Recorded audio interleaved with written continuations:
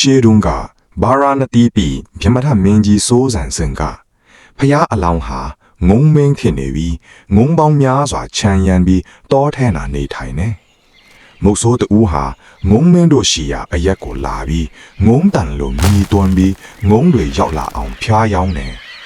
ငုံတွေစုဝဲပြီးရောက်လာတော့မုတ်ဆိုးဟာဘိုက်ခွန်မပစ်ပြီးငုံတွေကိုဖမ်းယူတယ်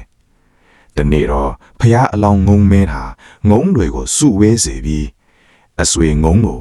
ဒီမုတ်ဆိုးကြောင့်ငါတို့ရဲ့ဆွေမျိုးသားချင်းငုံတွေတေးကျေကြရတယ်ဒီတခါမုတ်ဆိုးဘိုက်ကွန်နဲ့ပြစ်တဲ့အခါတညီတညွတ်တဲ့ဘိုက်ကွန်ကိုခြီကပြန်တန်းပြီးနီးရစူးချုံပေါ်ကိုချပြီးအောက်ကနေထွက်ပြေးပါလို့အကြံပြုပြောဆိုလိုက်တယ်နောက်ရက်တွေမှာတော့ငုံတွေဟာဖျားအလောင်းငုံမင်းအကြံပြုတဲ့အတိုင်းကျင့်သုံးတာကြောင့်မုတ်ဆိုးဟာငုံတကောင်တောင်မရဘူးအဲ့ဒီလိုနဲ့နေစဉ်ရက်ဆက်လာတော့မုတ်ဆိုးရဲ့ဇနီးဖြစ်သူကငိုညင်လာခဲ့တယ်အဲ့ဒါနဲ့မုတ်ဆိုးကရှင်မ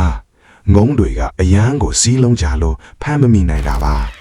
ဒီနေ့မဟုတ်ဒီနေ့တော့အချင်းချင်းခိုက်ရန်ဖြစ်ပွားပြီးစိတ်ဝမ်းကွဲကြလိမ့်မယ်အဲ့ဒီခါငုံတွေကိုဖမ်းယူပြီးအိမ်ကိုပြန်လာနိုင်မှာပါလို့ပြောဆိုလိုက်တယ်နောက်ရက်များမှာတော့ငုံတွေဟာသူတို့ရဲ့အစာဆိုင်နေကြစားချက်ကိုစင်းတဲ့အခိုက်ငုံတကောင်ဟာအခြားငုံတကောင်ရဲ့ခေါင်းကိုမတော်တဆနင်းမိသွားတယ်အနှင်းခံရတဲ့ငုံကအဘသူဟာငါရဲ့ခေါင်းကိုနင်းတာလေလို့ဒေါသကြီးနဲ့မေးတယ်မတော်တဆနင်းမိတဲ့ငုံကသူနင်းမိတဲ့အကြောင်းကိုပြောပြီးတောင်းပန်ပေမဲ့အနှင်းခံရတဲ့ငုံကမကျေနပ်ပဲရန်စကားပြောတာကြောင့်အချင်းချင်းခိုက်ရန်ဖြစ်ပွားကြတယ်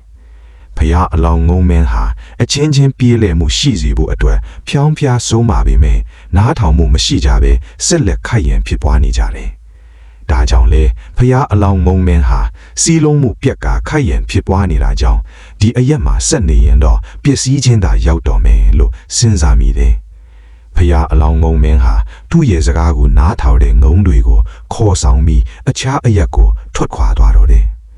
နောက်2ရက်3ရက်ကြာတော့မုတ်ဆိုးဟာငုံတန်လိုမြည်တွန်းကငုံတွေကိုစုဝေးရောက်ရှိလာစေပြီးဘိုက်ကွန်နဲ့ပစ်ပြီးငုံတွေကိုဖမ်းတယ်ငုံတွေဟာစီးလုံးမှုပြက်ပြားနေတာကြောင့်ရခင်လိုစီးလုံးလုံးနဲ့ဘိုက်ကွန်ကိုချီပြီးမပြန်တန်းနိုင်တော့ပဲမုတ်ဆိုးရဲ့ဖမ်းဆီးခြင်းကိုခံလိုက်ရတယ်မုတ်ဆိုးလည်းဘိုက်ကွန်ထဲကငုံတွေကိုချင်းထဲကိုထည့်ပြီးပြုံးရွှင်စွာနဲ့ဇနီးတဲ့ရှိရာအိမ်ကိုပြန်သွားတော့တယ်